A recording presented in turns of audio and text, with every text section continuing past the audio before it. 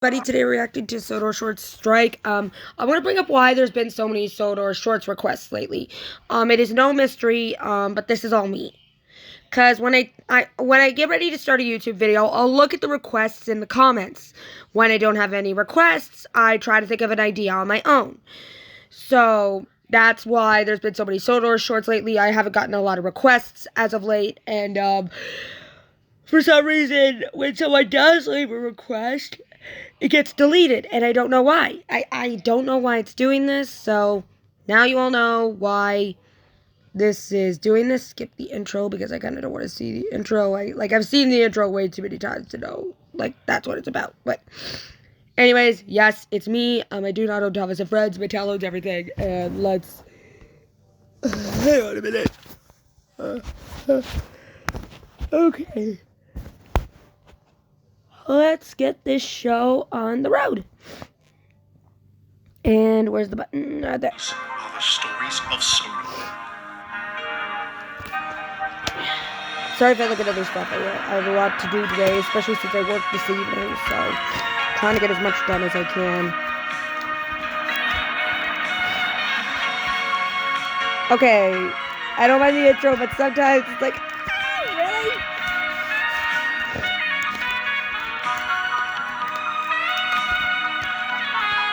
I've been working on a scrapbook journal, and I just gotta make sure this is the first one I finished. I just gotta make sure it's going okay. Oh wow, pretty.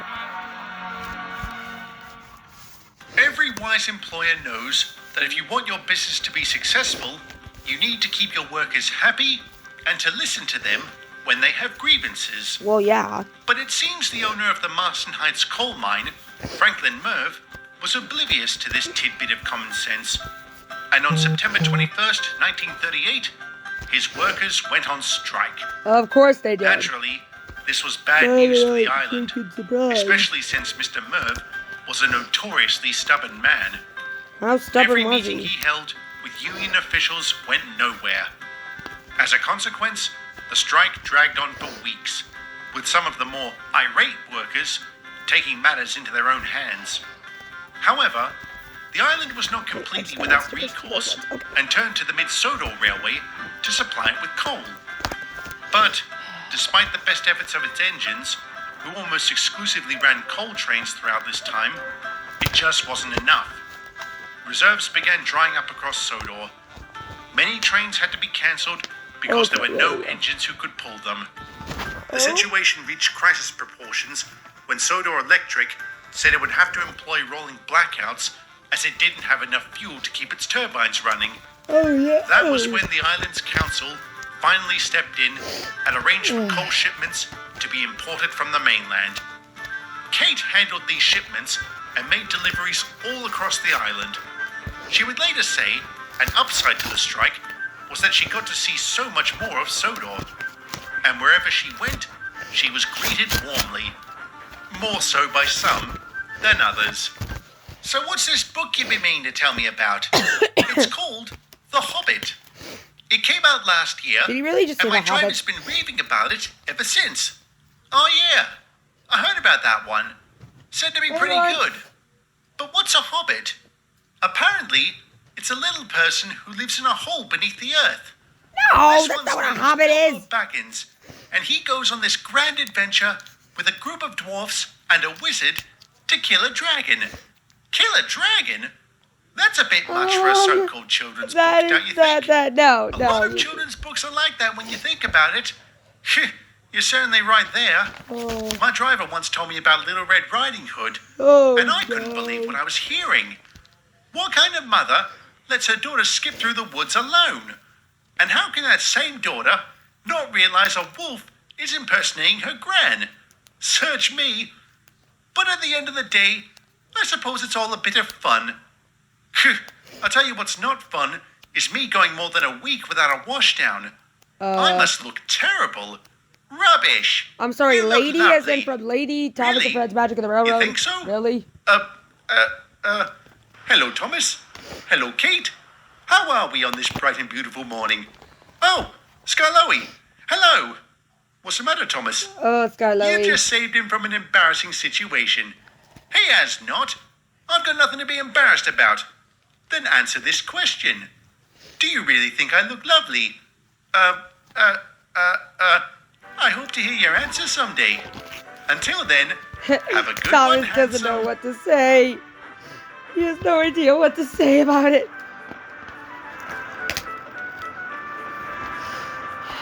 Stupid. Smooth, Thomas. Real smooth. Yeah, real smooth, Thomas. Sorry I didn't get here sooner. I doubt it would have made much difference. Does she know how you feel about her? Probably. Oh, that's Everyone actually else Lady. does. Then the best of luck to you, my friend. Thanks.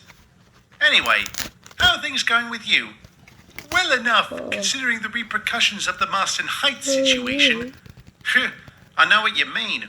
All this fussing about with the coal is ridiculous. You never realize just how much you depend on something until it's gone. Very true. But I wasn't just talking about the coal. I meant that our little line may soon be experiencing its own strikes. What? Where? I Up at agree, Ben what? Glass for a start. There's talk going around the docks there. And over at the Boxford Ballast Mine, there have been Sorry, this thing suspicious is just being happenings stupid. among the workers. I tell you what, Thomas, if either of those businesses stop trading, then we may as well close up shop altogether.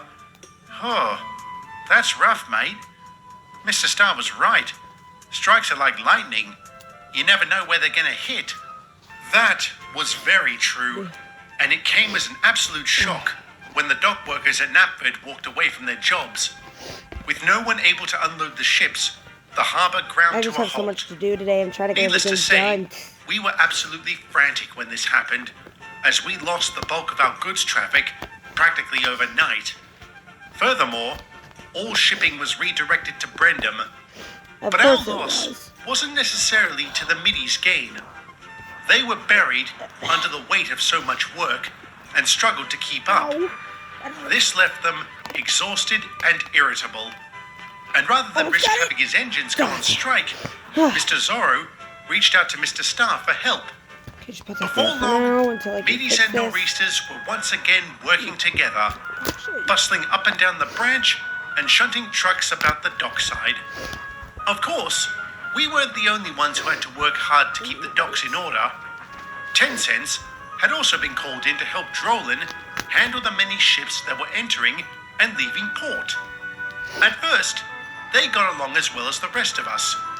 But that, I'm sorry to say, would come to an abrupt end.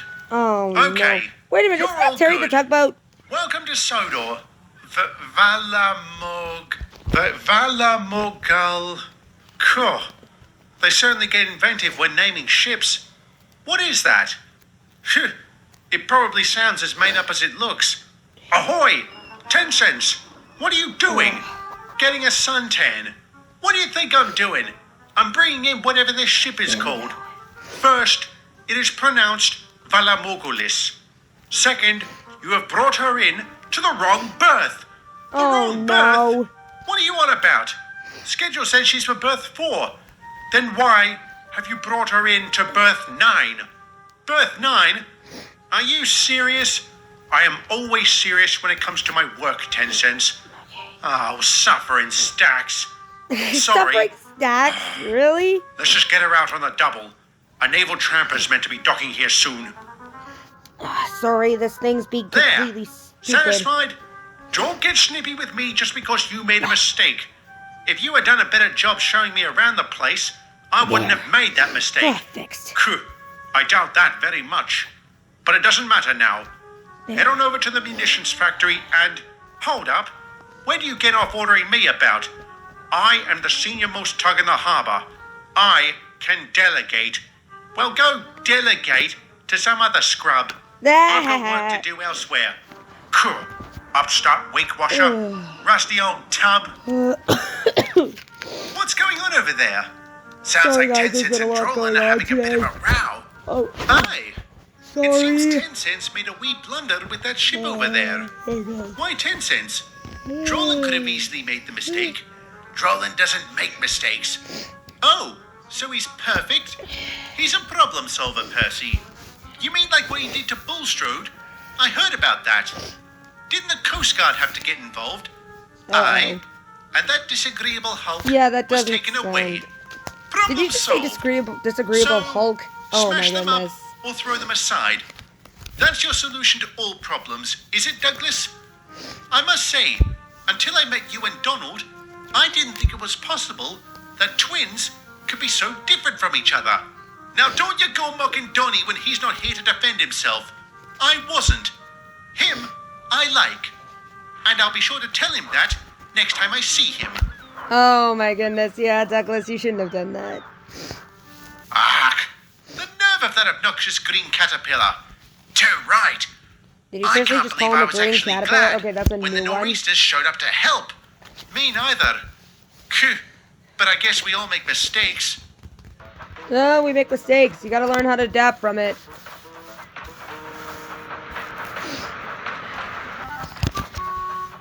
Okay. I actually want to do a Thomas and Fred scrapbook page for my journal. It would be cool to I am have. perfectly capable of handling trucks, thank you, Lily. I wasn't saying you weren't. I'm just saying there are things you need to know about handling ones filled with tiny clay. Well, Let yeah. me guess. Don't bump them too hard. It's not brain surgery. Fine. If you're so all-knowing, then don't listen to me. That was the plan. That was the plan, to not listen to you. Oh, for goodness sake, Gordon. Get your coal and move along so someone else can top up. I'm an important engine. Important engines need plenty of coal, but I doubt if you'll understand that, Reginald. I'm surprised you do. Caw, you impudent wretch. Goodness me. Ouch, that's How gonna much more hurt. of this can we take? Probably not a lot. Then, later on, I heard Eric get into it with Peter. I think the MIDI saltiness is rubbing off on us. Aye, it seems to be testing our patience. Have you had a row with any of them? Not as of yet. And a good thing too, as Colin is meant to be acting as my banker for this train. Where is he anyway? He's not coming, Henry. What? Why not? He's been held up at the docks, so we'll have to carry on without him. Are you joking? I'll burst a valve trying to hold this lot up the hill. Well, there's not a whole lot we can do about it. Percy, any chance you could help out? Why Sorry, is this Henry, tape being so but I have to run a stupid? commuter train in 15 minutes. Bother. I guess I'll have to pull a piston then. No need, Henry. Duck! I love Duck.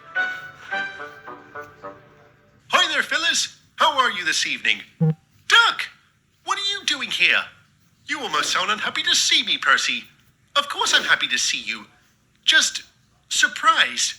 Me too. When did you get here? Earlier today. And I was quite surprised when I arrived at Knapford to find Edward and Toby were the only ones there. What? They then told me about your little arrangement with the middies. How's that going, by the way? Very, very taxing. Yeah. I see. So, why are you here, Duck? It's because of the whole Wendell thing. Wendell. The GWR's reputation and business relations with your group and the middies took a severe hit. Oh So, no. I'm kind of here as a goodwill gesture to help out wherever and whoever needs it. Aw. Looks like I arrived just in time in your case, Henry. Aye. I could use a reliable engine to act as a banker. Just That give me a is so push up the hill, sweet. and that'll do it. Tops, let's get to it. That is so sweet. Right, all coupled up and ready to go. Just a word of caution, Duck. This brake van's getting on in years, so take it easy. No worries. Thanks for the warning. Yeah, try Are to you go ready easy back on the there? car. Yes, I am. Let's go.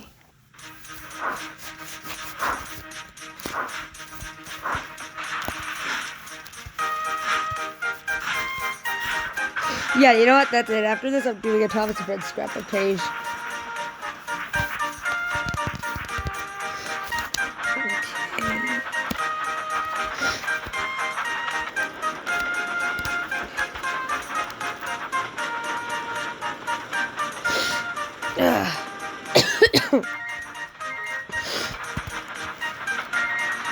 That Good is very grief. sweet. This train is heavier than I thought. Are you all right back there, Duck? Yeah, I'm fine. This is just really hard. Easy on the brake van, Duck. Yes, I'm... Oh, What was that? I don't like It that sounded sound. Oh no, I think the van's breaking up.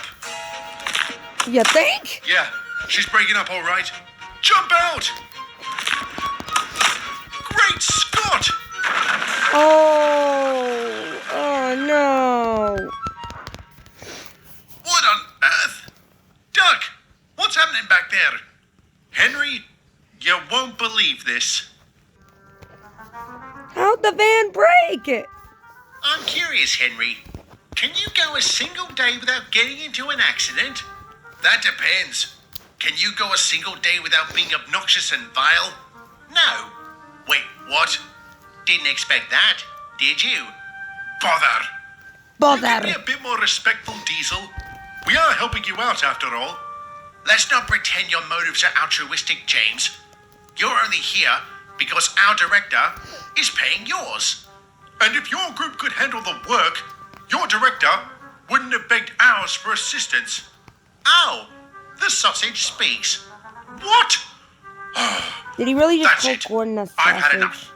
I refuse to continue working alongside such slanderous scoundrels. I'm with you, Gordon. I'm not putting up with these mugs any longer. You coming, James? Right behind you. Let's see how well you middies manage the docks without us. We'll manage just fine. That's right. Who needs you? We do, you blithering imbeciles. We do, sir. Of course. The whole reason I had Mr. Starr loan his engines to us was so we could keep up with the deluge of shipping that's been pouring in. Of course. Oh, right.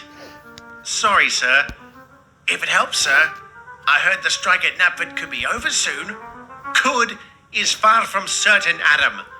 Even if it were to end tomorrow, we still need to be able to move today's cargo. I'm going to call Mr. Starr and hope he's still willing to work with us. And if he's not, sir, then you two can explain to the others why they'll be working back-to-back shifts until the work is done. Do I make myself clear?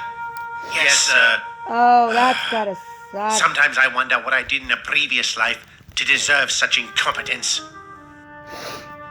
Yeah, that's I'm very disappointed with you three. For what possible reason? For storming off like a bunch of children just because you got into a tiff with the middies. What would you have done, Toby? I would have asked them to stop. And if that didn't work, I would have ignored them. That would have been the sensible thing to do. He's right. But clearly good sense is something that is lost on you three. Sir, we won't... I don't want to hear it, Gordon. Let's not forget that the middies are paying us for our help. And so long as the strike at Knapford keeps going, we'll need every shilling we can get if we're to keep running. So we're to just suffer the middies' abuse, are we, sir? No, you're not. I'm going to speak to Mr. Zorro about that. I'm also going to tell him that you three will be returning to Brendam first thing tomorrow. But, sir, and any engine who complains will be handling garbage duty for the next month. Oh. Any objections? No, Good. sir. Toby, give me a ride back to the station. Yes, sir. Honestly, I expected better from you three. I honestly did as well. Expected better? What? Like he's so perfect? Never mind him. What about Mr. Starr? Threatening us with garbage duty if we don't do what he says. I don't know about you two, but I'm sick of how he keeps barking orders at us like that. Oh, I'm with you there, Gordon. But there's not a whole lot we can do about it. No, Au there's not. contraire, James. There is something we can do Oh, no. about Tell it. me this is going where I think it's going. They're going on strike, too. Of course they are. Why am I not freaking surprised?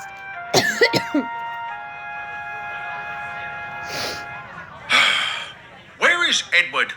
He was supposed to be here 10 minutes ago. If he's not here soon, things could get ugly with the passengers. Poor Edward.